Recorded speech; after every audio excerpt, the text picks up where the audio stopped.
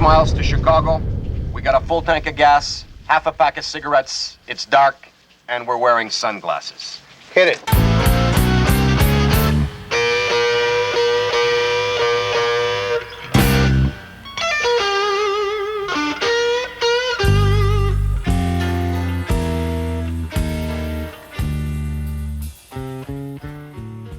Good evening, everybody. Mark Klein. Welcome to another Long Island Blues Warehouse. Every week on this stage, we like to continue to bring you live blues.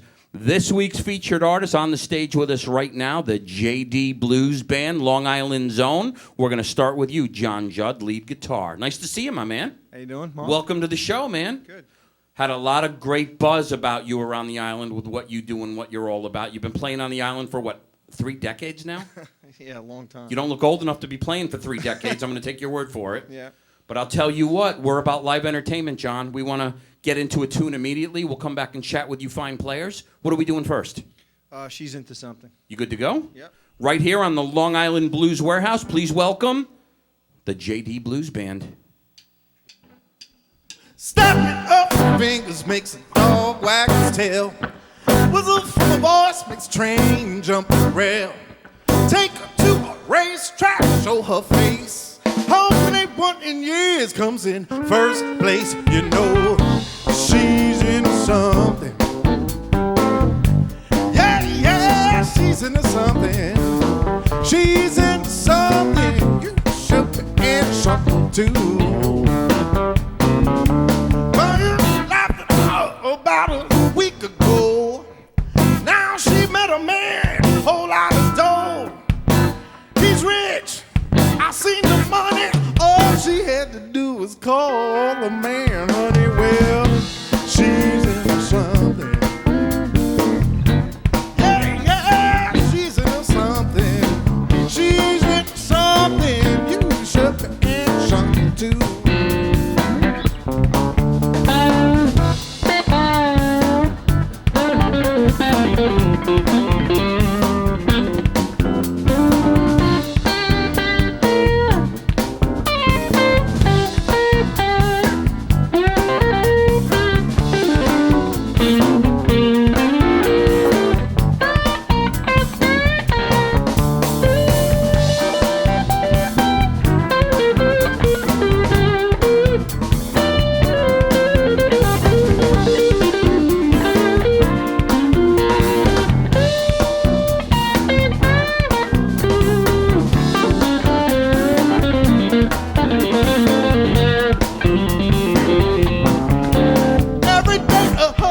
She runs around in wheels. Max said she got herself a good deal. One thing she don't do is worry about no money when the payment's due. You know, she's in something. Yeah, yeah, she's in something. You should be in something too.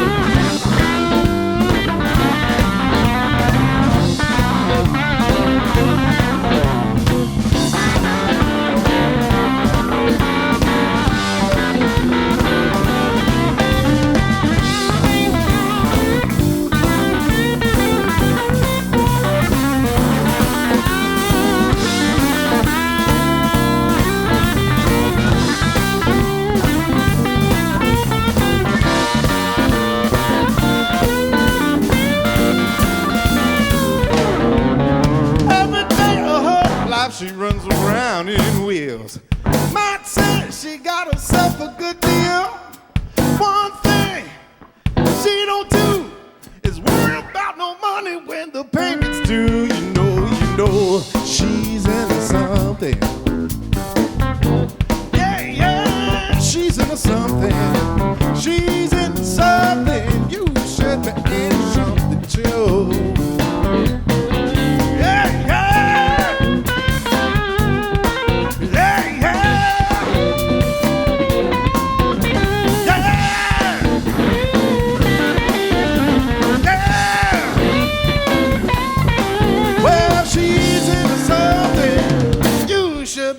Something.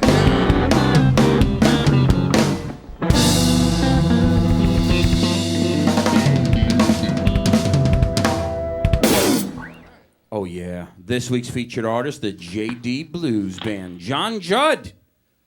That's what we call coming out of the gate strong, my man. I want to begin by saying, how you doing? You all right? Yeah. Looking good, sounding unbelievable, if I may say. Thank you. Kick-ass job. Let's talk about some history with you, if we can, John. I want to start with when you began musically. How old were you? What was the influence? What made you decide this is something you were going to do? I was about 14. Okay. And I was in my friend's basement, and I heard I think it was Best of Cream. With what I just saw, I expected to hear I was playing in the womb. No. No, Not, it was not quite that early, huh? no, it was just the Best of Cream album. I think it was Tales of Brave Ulysses or something off that album. And I remember the hair on the back of my neck stood up, and I said, I have to do that. I have to make people feel like that, you know. I want to try and make people feel like that. You were thinking along those lines at age 14, huh? Yeah. Pretty cool, man. Pretty cool. And then, you know. Were you taking lessons? I mean, you just, yeah, you just initially I took lessons. had the folks get you guitar and you just started jumping right in? Well, I'm left-handed, so I played an acoustic guitar, but left-handed. And my teacher was like, you know, just try to play right-handed. I was going to play left-handed upside. That's how I was playing it, left-handed upside down. Do you play lefty today as well? No, I'm playing right-handed. No, I know you're playing righty right now, but can you do both? No. Okay. But that would blow people away, man. Yeah. I can play, and I can play a guitar, a lefty guitar upside down, right-handed, you know, with the strings the opposite way. Oh, so, that's interesting too. But you started off as a lefty, and you were taught to play right-handed. Yeah, and that's unbelievable. And yeah, and then my mother was like, you can't take lessons anymore, so so that made me want to play even more. You know, I went through like 5 teachers, and she's like, that's it, no more lessons for you. And then I was like, all right, well, and then I just really started playing. Tell the child to sit, and they want to stand all the more. Exactly. That's me. Very cool, man. Very cool. Let's talk about your first project. You remember the first junior high, high school? Oh, yeah. I was in garage band type things? A lot of different bands. Yeah, you know, some original things. I was in a band called Stump, Brother Stump, which was a pretty, you know, I think we came in 3rd in the Long Island Music Fest. I remember the name. In 94 or something. Just when I was getting started with this type of thing. Very cool, man. You know, it was all original stuff. And we went to Memphis, played at B.B. King's Club. That was pretty cool. Pretty cool. That's a mild understatement for just getting your chops up and just getting started early days, man. Yeah, definitely. It was a good experience. But you know, I've played all over.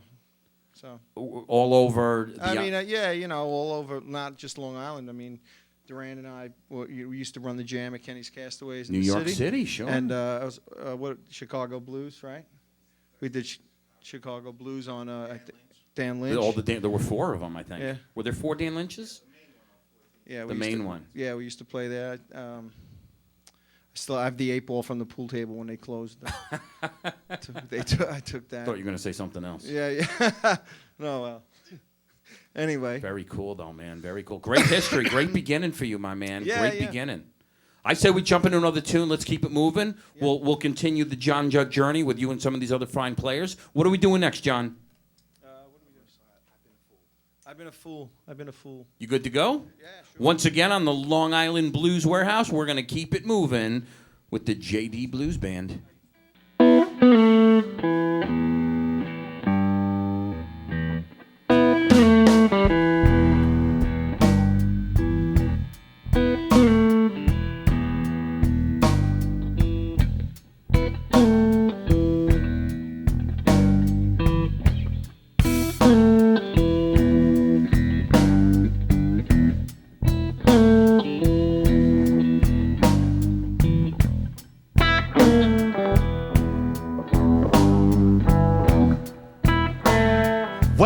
there's two trains on the train.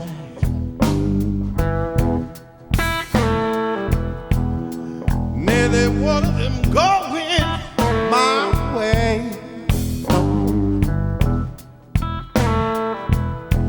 One roll by night, the other roll for day.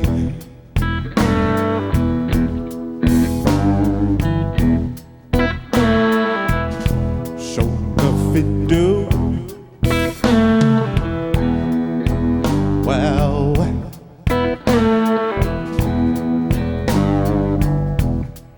I've been crazy. I've been a fool. I've been crazy to love now all my life. Done fell in love with another man's wife. With another man's wife. With another man's wife.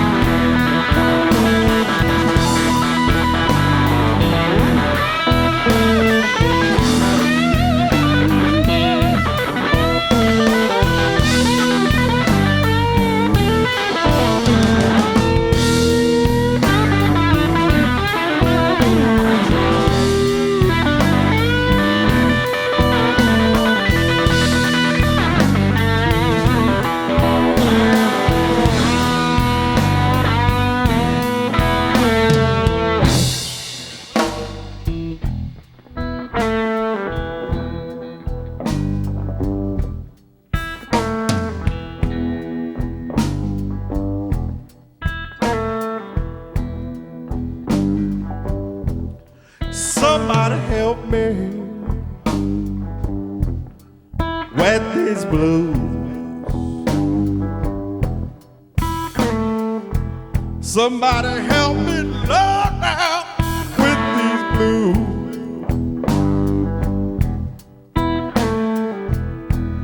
It's you, the one I really hate to lose. I really hate to lose. I really hate to lose. I really hate to. I really hate to lose. I really hate to lose. I really hate to lose.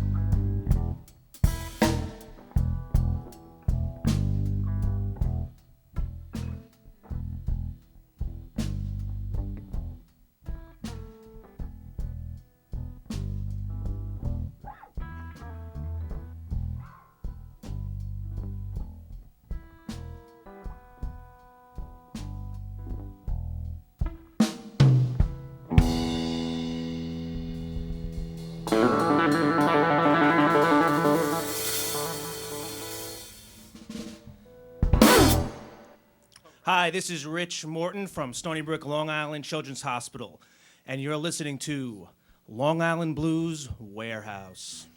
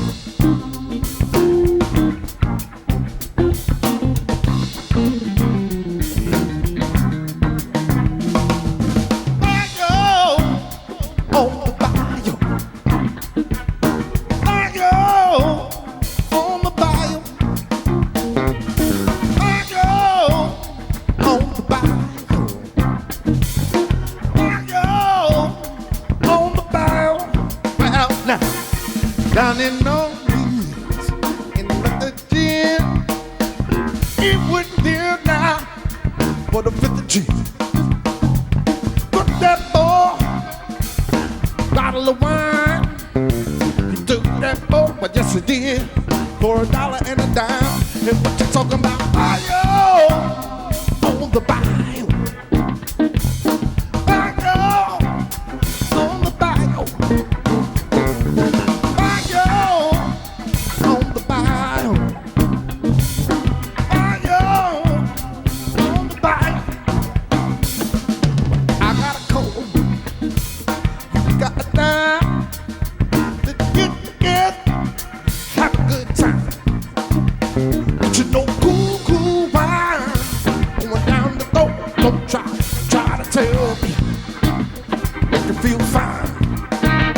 Talking about fire on the bayou.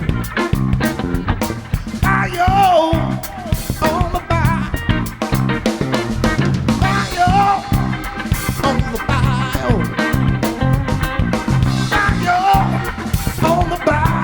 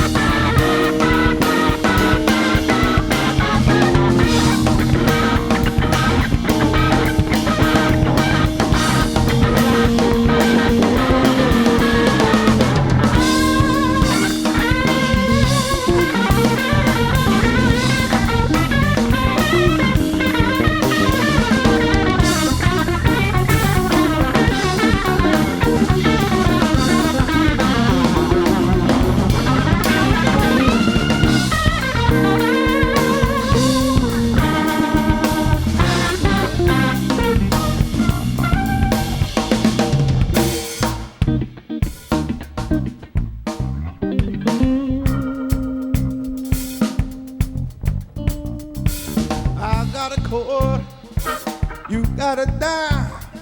But let's get together and have a good time. Cool, cool wine, it's going down the throat. But don't try to tell me, don't it make you feel fine? And what you talking about, fire on the bayou, fire on the bayou, fire on the bayou, fire on the bayou. Come on, y'all.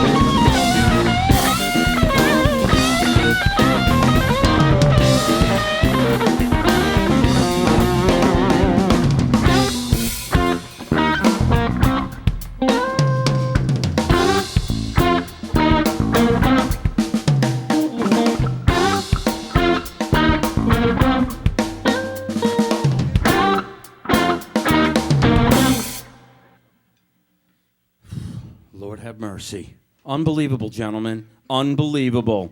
Durand Daniel, guitar and vocals. Kick-ass job, my man. Kick-ass John. John Judd. How you doing, my man?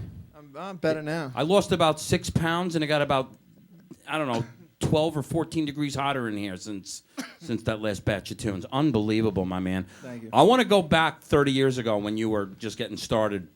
We talked about when you were age 14. That's when you first got involved with guitar.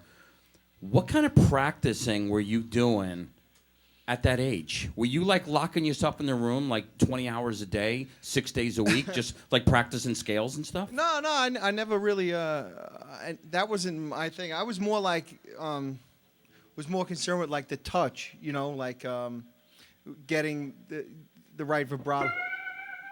You know, that type of technique. You know, having that. I wasn't never really like a scale guy. I got into that later on.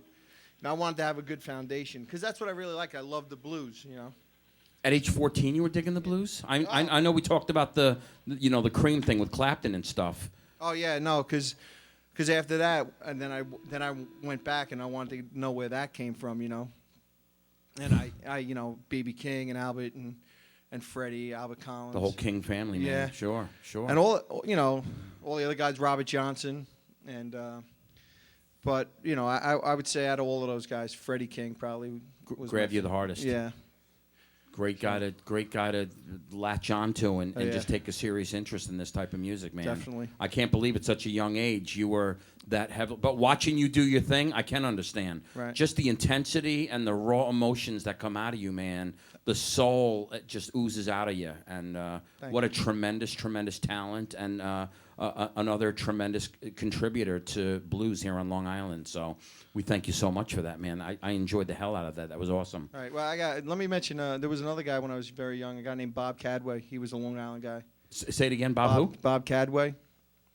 He was. I don't know the name. He was a Long Island guy. A lot of Long Island guitar players know him, like he's a little Buster and that type of thing. Okay. But Bob Cadway was a phenomenal guitar player. He died, but He's another guy that pulled your interest into this yeah. genre of music. Yeah, just phenomenal. We're going to have to look him up and find some of his music. And He played on the first Mariah Carey album. He played on a Taylor Danes album. Very cool. Very cool. Awesome job, my man. Awesome job. I want to grab Durand Daniel, if I can, for a second. Let's bring him into the mix. How you doing, Durand? I'm doing great. This is a lot of fun. I'm enjoying it. It's better than that even, man. What a great job I have, I'll tell you what. I mean, I get to sit up here every week with a different band, and I'm blown away with what you guys brought to the table tonight, man. I'll tell you what, I'm just so excited that you guys are Long Islanders and this is what you do. Let's talk about some history with you, my man. Let's talk about when you began musically. Were you around the same age as John? Were you younger? I was probably a little older. I was out in California with my father, and an uncle of mine came to visit and had a guitar with him. And I had grown up listening to a lot of Joplin and Santana and stuff like that. As a kid, you were exposed to that kind of music? Yeah, mom was a hippie, so I was definitely listening exposed to that sort a lot of the cool music. Very cool, man. And Uncle Tommy showed me 12-bar blues, and he said, "Boy, you got to play like B.B. King, B.B. King." Now, I didn't know who B.B. King was at the time, but I didn't care. I was really enjoying that 12-bar blues. And for that summer, when I was 12 years old, I went back to New York, and I was like, "Mom, I got to play guitar." And that was it. Yeah. That's the beginning of the end for you, huh? Definitely. Let's talk about junior high and high school days for you. Were you involved in school projects and garage bands and things of that nature yourself? Did you jump into that direction? No, I was part of the hippie scene in Central Park, jamming. Okay. I was hanging out in Sheep's Meadow and banging on an acoustic, beating the hell out of it, and having a lot of fun with that. Definitely. Very cool. When did your path finally cross with Mr. John Judd over here? Oh man, that was awesome. We met at I used to attend a lot of jam sessions in New York City, and there was one particular guitar player that I used to really enjoy. His name was Joe Taino, and he's out in New York and Jersey and stuff. An excellent guitar player. And Joe Taino was testing Bruno amps, and John happens to be the guitar player that helped Tony Bruno tweak these amps. And so Tony Bruno brought John down to the jam one day. And Tony talked Joe into letting John sit in with him. And that was something that just never happened. Joe he wasn't a sharing guitar player. He was, very much a solo guitar player. Oh, so okay. This particular time. Not the first time I'm going to hear that story. Probably won't be the last. But I have to say that, make a long story short, John never sat in again with Joe. John never sat in with Joe again after that night, and he blew me away. He blew me away. I ran straight up to him. I got his number, and the first gig I got, I called him. No rehearsal. How long ago are we talking now? Back in '94? Was it '94? Damn. Okay. Time flies, right? Yes, it does. It does. And we did that gig, no rehearsal, no nothing, and we blew the roof off. It was great. And the chemistry and the connection with you two the first time doing that. Right away. Right away. Right away. Some guys need to develop it. They see the potential in one another. They're not sure. No. Right away with you guys. I don't even think you had heard me play before. Yeah. Yeah, he hadn't even heard. I heard him, but he had never even heard me sing or play, and that was it. You had the strong chemistry immediately. Immediately. Where'd you go from there after that gig? What took place next for you boys? Nothing in particularly big. Just a lot of jams. We became known around the jam circuit in the New York blues scene, and just a lot of bar gigs and stuff like that. It kind of wound up, I guess, the Kenny's Jam. Yeah. It kind of led to the Kenny's Jam after that, and that was another little era in of itself. Like if I went to a jam, if you saw me at a jam, I was with him. Okay. Or vice versa. So, people would say, "Oh, where's Durand?" As soon as I walked in, "Where's Durand?" Or if he walked in, "Where's John?" Very cool. Because we would go in and we'd play as a duo. Now, are you guys writing partners as well today? You guys write together? We've come up. You with dabble with the pen and paper a little bit? Yeah. We've come up with some things. All right. Very cool. We need to do some more for sure. What a tremendous dynamic, and just the stage presence and the intensity, and like I said, the raw emotion. Just a heavy duty dynamic, my man, and I'm digging the hell out of it. I say we keep it moving. We'll come back and chat with the rhythm section a little bit, and do what you boys do best. Cool. Thank you very much. What are we doing next? Yonder Wall. You good to go? Yep. Well, once again on the Long Island Blues Warehouse, we must keep it moving with this ensemble of musicians, otherwise known as the JD Blues Band.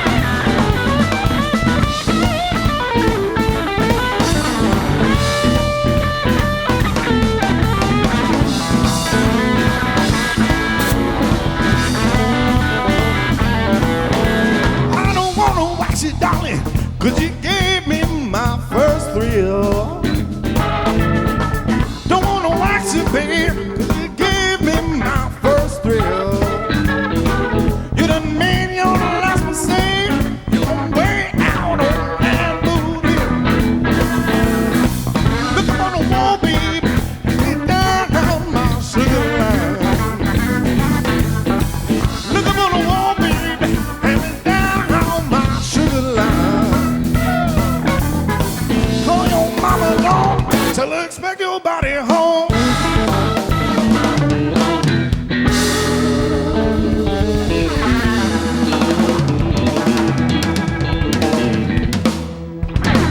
Oh, yeah. This week's featured artist, the JD Blues Band. Durand Daniel, lead vocals, front man, kick-ass as always. I can't get enough of saying that, man, I got to tell you.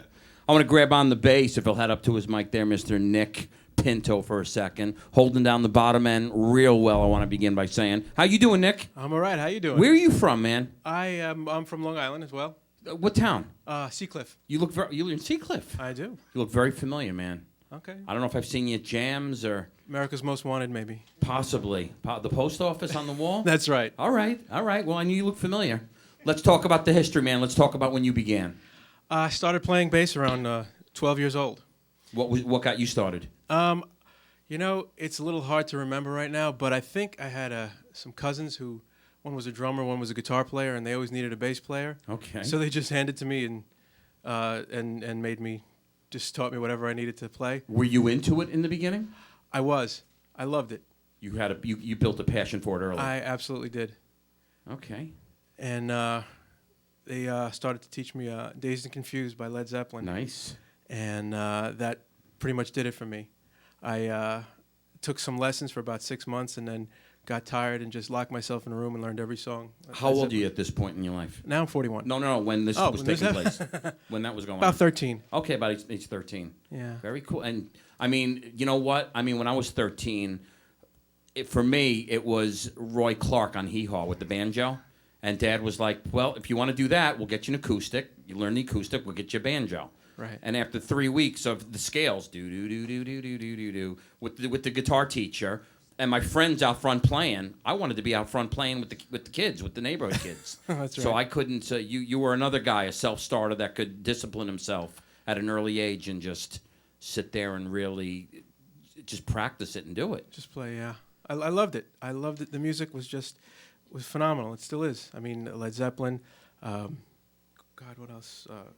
Pink Floyd, right? The Who. Sure. Just everything, all the classic rock. Haven't heard anybody mention Beatles yet. Well, that goes without saying. All right. You know, that's like, it's like air. You breathe air, you play the Beatles, you know? All right, I can appreciate that. Let's talk about junior high and high school days for you. What were you doing? Were you involved in school projects and what have you? Not school projects, but just bands. I think I played my first club gig when I was about 14. They snuck me into February's out in February's. Hempstead? Yeah. I remember the room. February's, yeah. I rember that room. And, that was a bit of a rock club, man. It was a rock. I played whatever I could. Any band that would take me at 14, I would play. I never turned down a gig. Did you look age 14 at age 14? I think so. And Yeah. the club owners were allowing you to come in and play? Well, they kind of snuck me in and kind of just... You get up on the stage and you couldn't get to the bar and grab a drink. I don't think I was even thinking about that. All right, well, that's good to know. That's good to know. Let's talk about out of high school. Let's talk about teens and early 20s for you. When did you start taking an appreciation for the blues? I think it was jazz before the blues. I went to Five Towns College. I got to study over there with some great teachers. And then I switched over to Queens College and picked up acoustic bass and played in the orchestra. Got to do some clinics and jams with Donald Byrd and Jimmy Heath. They were teaching over there. Jimmy Heath? Oh yeah, Very nice. They kicked my butt. I can only he schooled you big, right? I think I was there because they didn't have a bass player, but that was okay by me. Like I said, with Heath in the house. Oh yeah, well he was running the show. It was just the other grad students. All right. But then I met these guys later on. Started playing a couple of bands with John, and he asked me to play in his jam down in Belmore at E.T. Quigg's. We did that for about 3 years, and every Thursday night, just 5 hours a night, just blues. Very cool, man. Very cool. Great beginning for you. Great beginning for you. Are you involved in other projects as well today, or is this the primary thing for you? You can't get any better than this. No, I understand that, but I mean, guys have day jobs. They have other things they do. Are you one of those guys that does? I mean, with the talent, with you holding down the bottom end the way you do, I imagine you're a in high demand type of guy. Your phone rings, I'm sure, for projects. Yeah, it does, but I don't take too much on. All right, gotcha. Very cool, man. Very cool. It ain't broke, don't fix it. That's right. You got a great nucleus of guys here on this stage, a great core of guys to work with, and with what you guys are about, I'd like to think you're able to do this every single day. I'm sure you don't, but man, would that be cool, huh? I wish we could. Tremendous addition to this project. Nick Pinto on the bass. We thank you so much. Thanks. Gentlemen, I think we're going to jump into another tune. We'll come back and talk to Dan LaForgia on the drum kit. We got time for two more. Let's get into another tune. We'll talk to the drummer, and then you boys will play us out. What do you think, Durand, Daniel? What are we doing next, my man?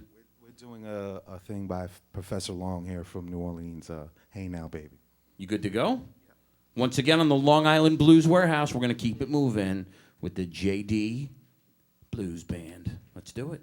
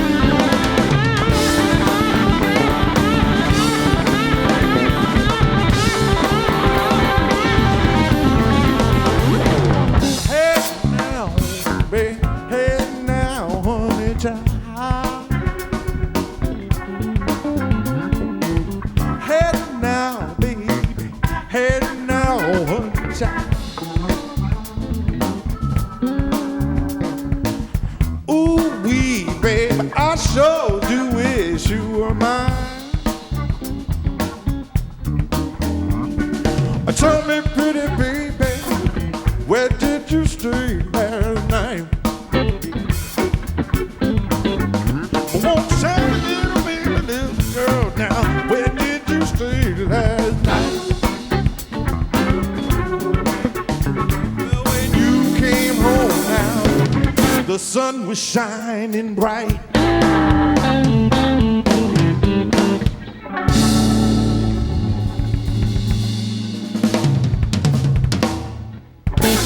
Oh, yeah. This week's featured artist, the JD Blues Band. Durand Daniel, lead vocals. Love it, love it. Good job, my man. Good job. Let's grab Dan LaForgia on the drum kit, if he'll pull that mic around in front of him. How you doing, Dan? Let's turn that mic on. I think it's on your end. You're on. Okay. There we go. There we go. Dan LaForgia. How you doing, my man? I'm good. You're another familiar face here on the island. Where have I seen you before? I've played with a bunch of different groups around the island. You are involved in a few other projects. Yeah. One band I understand we hadn't here not too long ago. Oh, the That Doghouse Blues Band. You weren't yeah. here for that. Yeah, I was away on a business trip, so I missed it. So I'm right. glad I'm here now. We're glad to have you, my man. We're glad to have you. Let's talk about the history. Let's talk about when you began with the kit. Were you a young guy yourself? I started playing the drums in about same as everybody else, about 12, and I was working. Actually, I was doing landscaping in the summertime, and the guy who I was working with was a drummer, and I had started on trumpet in 4th grade, and I was talking to him about it. So he said, you know, you should come over, and I'll show you a little bit on the drums. And prior to that, my father's friend had a restaurant in New Hyde Park, and they had a jazz quartet there. Okay. And I was listening to the drummer more than the trumpet player, so I definitely had more of an interest in the drums. So I went over, and he showed me a couple of things, a basic beat, and I was hooked after that. A couple of paradiddles? Yeah, that's right, yeah. How'd you do with those paradiddles in the beginning? I did fine. 1 1 2 2 1 1 2 2. That's it, yeah. Faster and faster. Yep. Give me a demonstration on that. Put you on the spot.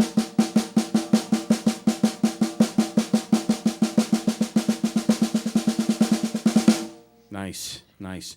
Got a good friend of mine. We talked about Little Buster earlier. A good friend of mine, Frank Ansis, drummer of Little Buster, taught me that years ago, and can't do it to save my life.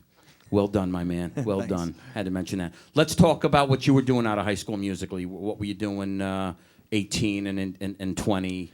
I started getting into the blues probably when I was maybe 16, 17 probably. The first blues album I bought was Albert Collins, Live 92, 93. Something tells me there's a little nickname behind that with you. Yeah. So that was the first album I bought, and I had been studying jazz before that. I went to college at the Hart School of Music in Connecticut, so I studied jazz up there.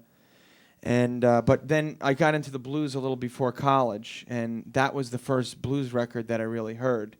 And I was listening to the shuffle rhythm on that album by the drummer Marty Binder was his drummer at that time. Okay.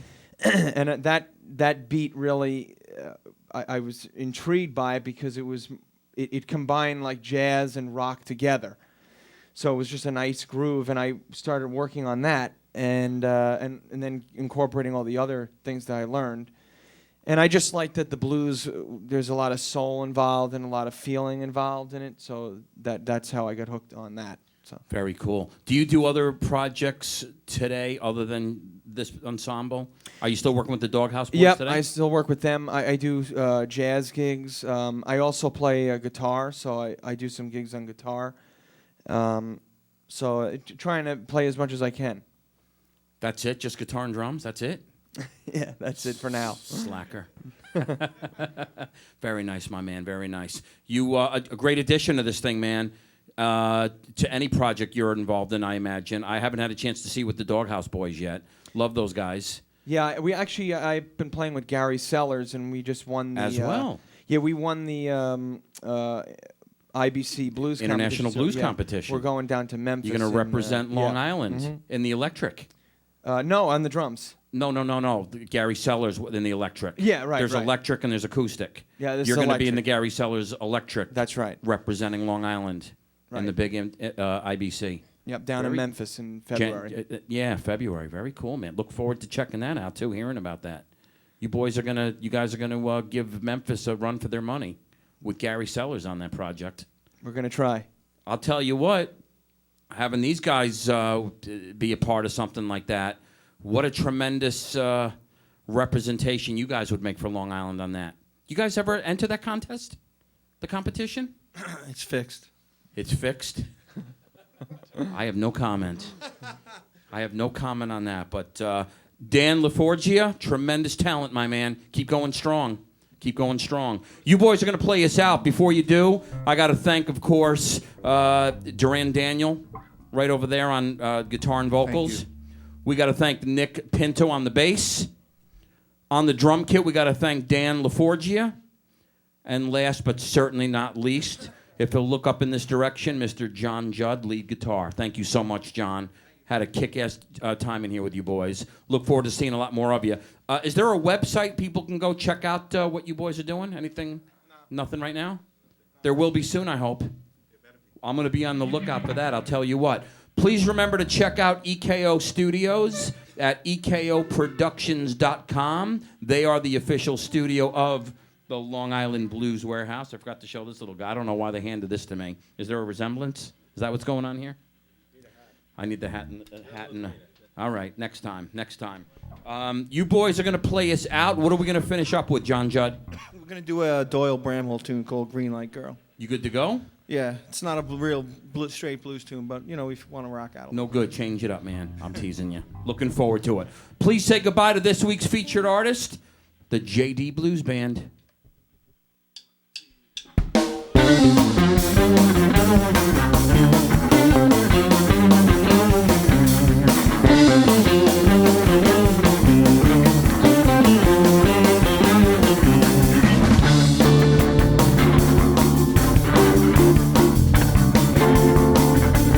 Pretty thing on the floor. She's gonna live inside. She's a sweet sour miss.